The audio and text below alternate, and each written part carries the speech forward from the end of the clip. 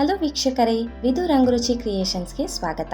ಇವತ್ತು ನಾವು season special ಆಗಿ ಮದುವೆ ಮನೆ ಶೈಲಿಯಲ್ಲಿ ಬಾಯಲ್ಲಿ ಇಟ್ಟರೆ ಕರಗುವಂತಹ ಹಲಸಿನ ಹಣ್ಣಿನ ಕೇಸರಿ ಬಾತ್ ಹೇಗೆ ಮಾಡೋದು ಅಂತೇಳಿ ತೋರಿಸ್ಕೊಡ್ತೀನಿ. ಯಾವುದೇ ಆರ್ಟಿಫಿಷಿಯಲ್ ಕಲರ್ ಬಳಸದೆ ಹಲಸಿನ ಹಣ್ಣಿನ ನ್ಯಾಚುರಲ್ ಕಲರ್ ಮತ್ತು ಘಮದೊಂದಿಗೆ ಮರುದಿನದವರೆಗೂ ಅತಿ ಮೃದುವಾಗಿ ಇರೋ ತರಹ ಕೇಸರಿ ಬಾತ್ ಮಾಡೋ ಪರ್ಫೆಕ್ಟ್ ಅಳತೆ ಮತ್ತು ರಹಸ್ಯ ಇಲ್ಲಿದೆ. ವಿಡಿಯೋನ ಮಿಸ್ ಮಾಡದೆ ಕೊನೆಯ ತನಕ ನೋಡಿ.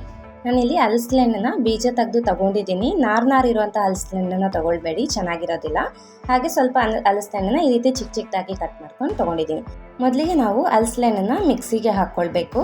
ನೋಡಿ, ನಾನು ದೊಡ್ಡದಾಗಿ ಕಟ್ ಮಾಡ್ಕೊಂಡಿದ್ದೀನಲ್ವ, ಅದನ್ನು ಮಿಕ್ಸಿ ಜಾರ್ಗೆ ಸೇರಿಸ್ಕೊಳ್ತಾ ಇದ್ದೀನಿ. ಇದನ್ನು ನಾವು ನುಣ್ಣಗೆ ರುಬ್ಕೊಳ್ಬೇಕು. ಇದಕ್ಕೆ ನೀರೇನು ಸೇರಿಸ್ಬೇಡಿ, ಹಾಗೆ ನುಣ್ಣಗೆ ರುಬ್ಕೊಳ್ಳಿ. ನೋಡಿ, ಈ ರೀತಿಯಾಗಿ ನುಣ್ಣಗೆ ರುಬ್ಕೊಂಡಿದ್ದೀನಿ. ಬನ್ನಿ ಈಗ ಹೇಗೆ ಮಾಡೋದು ಅಂತೇಳಿ ನೋಡೋಣ. ಮೊದಲಿಗೆ ಗ್ಯಾಸ್ ಅಂಟಿಸ್ಕೊಂಡು ಒಂದು ಬಾಣಲಿ ಇಟ್ಕೊಂಡಿದ್ದೀನಿ. ಇದಕ್ಕೆ 1 ಟೇಬಲ್ ಸ್ಪೂನ್ ಆಗೋಷ್ಟು ತುಪ್ಪನ ಹಾಕ್ಕೊಂಡಿದ್ದೀನಿ. ಹಾಗೆ ಇದಕ್ಕೆ ನಾನು ಅರ್ಧ ಬೌಲ್ ಆಗೋಷ್ಟು ಸೋಜಿ ರವೆನ ತೊಗೊಂಡಿದ್ದೀನಿ. ಇದನ್ನು ನಾವು ಕೈ ಬಿಡದೆ ಚೆನ್ನಾಗಿ ಒಂದು 4ರಿಂದ 5 ನಿಮಿಷ ಹುರ್ಕೊಳ್ಬೇಕಾಗತ್ತೆ. ರವೆ ಹುರಿಯೋದ್ರಿಂದ ತುಂಬ ಟೇಸ್ಟಿಯಾಗಿರುತ್ತೆ ಮತ್ತು ಅದು ರವೆದು ಹಸಿ ಸ್ಮೆಲ್ಲು ಬರೋದಿಲ್ಲ ತಿನ್ನಬೇಕಾದ್ರೆ. ರವೆ ಹುರಿಯೋದು ತುಂಬ ಇಂಪಾರ್ಟೆಂಟ್ ಆಗಿರುತ್ತೆ ಇಲ್ಲಿ. ಮತ್ತು ಸೀದ್ಸಕ್ಕೆ ಹೋಗಬೇಡಿ. ಒಂದು 4ರಿಂದ 5 ನಿಮಿಷ ಚೆನ್ನಾಗಿ ಲೋ ಫ್ಲೇಮಲ್ಲಿ ಇಟ್ಕೊಂಡು ಫ್ರೈ ಮಾಡ್ಕೊಳ್ಳಿ. ನೋಡಿ, ಸ್ವಲ್ಪ ಕಲರ್ ಚೇಂಜ್ ಆಗಿದ ತಕ್ಷಣ ತಕ್ಕೊಂಬಿಡಿ. ಇದನ್ನು ನಾನು ಒಂದು ಪ್ಲೇಟಿಗೆ ಹಾಕ್ಕೊಂಡು ಎತ್ತಿಟ್ಕೊಳ್ತಾ ಇದ್ದೀನಿ. ಸ್ವಲ್ಪ ಇದು ತಣ್ಣಗಾಗಬೇಕು. ನೋಡಿ, ಇದನ್ನೆಲ್ಲ ಒಂದು ಪ್ಲೇಟಿಗೆ ಹಾಕ್ಕೊಂಡಿದ್ದೀನಿ. ಮತ್ತು ಅದೇ ಬಾಣಲಿಗೆ ಇನ್ನೂ ಸ್ವಲ್ಪ ತುಪ್ಪ ಹಾಕ್ಕೊಂಡಿದ್ದೀನಿ. ಒಂದು ಅರ್ಧ ಟೇಬಲ್ ಸ್ಪೂನ್ ಅಷ್ಟು ತುಪ್ಪ ಹಾಕ್ಕೊಂಡು ಇಲ್ಲಿ ನಾನು ಸ್ವಲ್ಪ ಗೋಡಂಬಿನ ಫ್ರೈ ಮಾಡ್ಕೊಳ್ತಾ ಇದ್ದೀನಿ. ನೋಡಿ, ಎಲ್ಲ ಲೋ ಫ್ಲೇಮಲ್ಲಿ ಇಟ್ಕೊಂಡೆ ಮಾಡ್ಕೊಳ್ಳಿ. ಹೈ ಫ್ಲೇಮಲ್ಲಿ ಅಥವಾ ಲೋ ಮೀಡಿಯಮಲ್ಲಿ ಇಟ್ಕೊಂಡೆ ಸೀದೋಗ್ಬಿಡತ್ತೆ. ನೋಡಿ, ಸ್ವಲ್ಪ ಗೋಲ್ಡನ್ ಕಲರ್ ಬಂದ ತಕ್ಷಣ ಗೋಡಂಬಿಗಳನ್ನ ತಕ್ಕೊಳ್ಬೇಕು. ನೀವು ಯಾವುದಾದ್ರೂ ಡ್ರೈ ಫ್ರೂಟ್ಸ್ನ ಯೂಸ್ ಮಾಡ್ಕೊಳ್ಬೋದು. ದ್ರಾಕ್ಷಿ, ಗೋಡಂಬಿ, ಪಿಸ್ತಾ, ಬಾದಾಮಿ ಎಲ್ಲ ಹಾಕ್ಕೊಳ್ಬೋದು. ನಾನಿಲ್ಲಿ ಗೋಡಂಬಿ ಮತ್ತು ದ್ರಾಕ್ಷಿನ ಬಳಸ್ಕೊಳ್ತಾ ಇದ್ದೀನಿ. ನೋಡಿ, ದ್ರಾಕ್ಷಿ ಕೂಡ ಅಷ್ಟೇ ಈ ರೀತಿ ಉಬ್ಬಿ ಬಂದ ಮೇಲೆ ನಾವು ದ್ರಾಕ್ಷಿಗಳನ್ನ ತಕ್ಕೊಳ್ಬೇಕಾಗತ್ತೆ. ನೋಡಿ, ದ್ರಾಕ್ಷಿಗಳನ್ನೆಲ್ಲ ನಾನು ಒಂದು ಸೈಡ್ಗೆ ತೆಗೆದಿಟ್ಕೊಂಡಿದ್ದೀನಿ. ಮತ್ತು ಅದೇ ಬಾಣಲಿಗೆ ಇನ್ನೊಂದು ಟೇಬಲ್ ಸ್ಪೂನ್ ಅಷ್ಟು ತುಪ್ಪ ಹಾಕ್ಕೊಂಡು ನಾವು ರುಬ್ಬಿಟ್ಕೊಂಡಿರುವಂತಹ ಹಲಸಿನ ಹಣ್ಣನ್ನು ಹಾಕ್ಕೊಳ್ತಾ ಇದ್ದೀನಿ. ಹಲಸಿನ ಹಣ್ಣು ಅಷ್ಟೇ ನಾನು ಅರ್ಧ ಬೌಲ್ ಅಷ್ಟು ಹಾಕ್ಕೊಂಡಿದ್ದೀನಿ.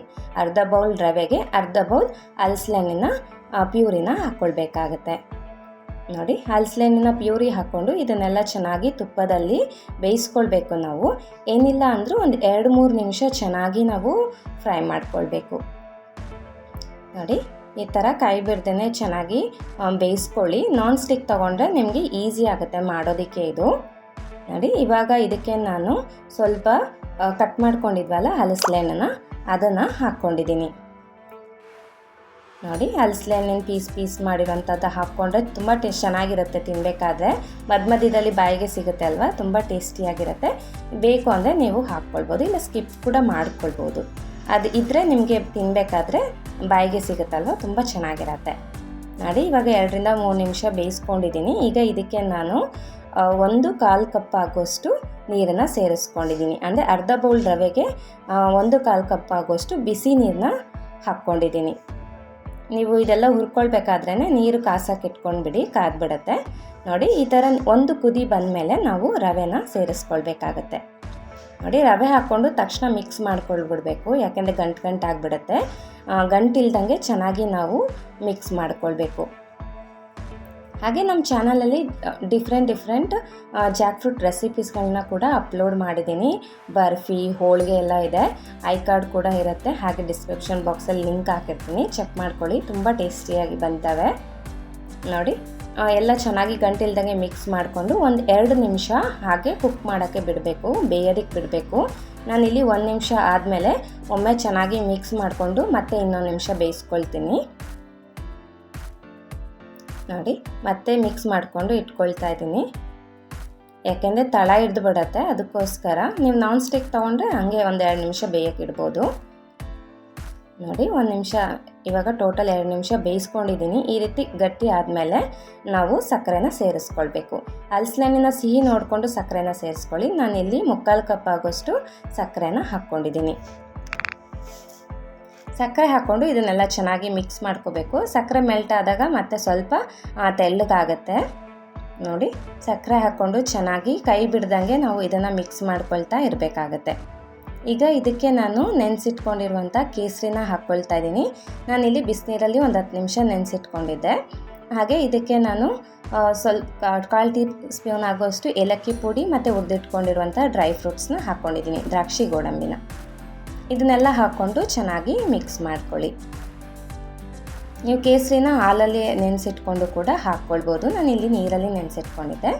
ಈಗ ಇದಕ್ಕೆ ಇನ್ನೂ 1 ಟೇಬಲ್ ಸ್ಪೂನ್ ತುಪ್ಪ ಹಾಕ್ಕೊಂಡು ಇದನ್ನೆಲ್ಲ ಒಮ್ಮೆ ಚೆನ್ನಾಗಿ ನಾನು ಮಿಕ್ಸ್ ಮಾಡ್ಕೊಳ್ತೀನಿ. ನೋಡಿ ಎಷ್ಟು ಚೆನ್ನಾಗಿ ಬಂದಿದೆ ಅಂತ. ನಾನಿಲ್ಲಿ ಸಣ್ಣ ರವೆ ತೊಗೊಂಡಿದ್ದೀನಿ, ನೀವು ಮೀಡಿಯಮ್ ರವೆ ಕೂಡ ಬಳಸ್ಕೊಳ್ಬೋದು. ಅಂದರೆ ಉಪ್ಪಿಟ್ಟು ರವೆ ಅದೆಲ್ಲ ಬರುತ್ತಲ್ವ, ಅದು ಕೂಡ ಹಾಕ್ಕೊಳ್ಬೋದು. ನಾನಿಲ್ಲಿ ಸಣ್ಣ ರವೆ, ಸೋಜಿ ರವೆ ಅಂತಾರಲ್ವ, ಅದನ್ನು ಬಳಸ್ಕೊಂಡಿದ್ದೀನಿ. ನೋಡಿ ಇವಾಗ ಇದಕ್ಕೆ ಆಗಿದೆ. ನಾನು ಗ್ಯಾಸ್ ಸ್ಟವ್ ಆಫ್ ಮಾಡ್ಕೊಂಡು ಒಂದು ಪ್ಲೇಟ್ಗೆ ಸರ್ವ್ ಮಾಡ್ಕೊಂಡಿದ್ದೀನಿ. ನೋಡಿ ಎಷ್ಟು ಪರ್ಫೆಕ್ಟಾಗಿ ಮದುವೆ ಮನೆ ಶೈಲಿಯಲ್ಲಿ ಹಲಸಿನ ಹಣ್ಣಿನ ಕೇಸರಿಬಾತ್ ರೆಡಿಯಾಗಿದೆ ಅಂತ. ಬಾಯಿಲಿ ಇಟ್ಟರೆ ಬೆಣ್ಣೆಯ ತರಹ ಕರಗಿ ಹೋಗುತ್ತೆ. ಹಲಸಿನ ಹಣ್ಣಿನ ಸೀಸನ್ ಮುಗಿಯೋ ಮುನ್ನ ನೀವು ಖಂಡಿತ ಮನೆಯಲ್ಲಿ ಟ್ರೈ ಮಾಡಿ ನೋಡಿ.